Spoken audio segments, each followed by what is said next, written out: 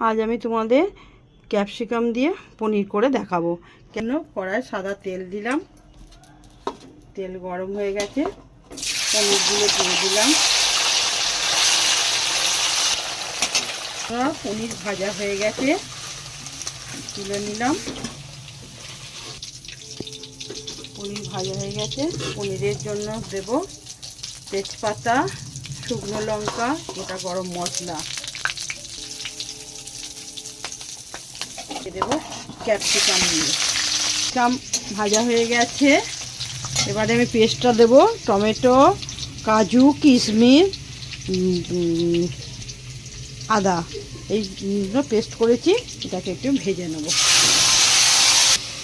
শুকনো লঙ্কা বেটে রেখেছি, সেটা দিয়ে দেব। হলুদ, চিনি, নুন। দেখুন মশলাটা ভালো করে ভাজা ভাজা হয়ে গেছে, তেল ছেড়ে দিয়েছে, এরকম কালারটা হয়েছে দেখছেন।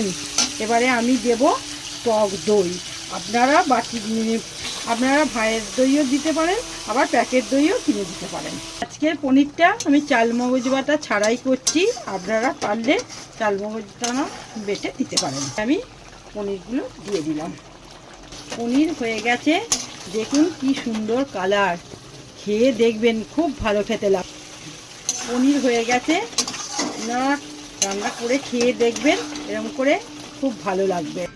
পনির হয়ে গেছে, আপনারা যদি এরকম নানা রকম নিত্য নতুন রেসিপি দেখতে চান, তাহলে আমার চ্যানেলটাকে সাবস্ক্রাইব করবেন, লাইক করবেন এবং কমেন্ট করে জানাবেন।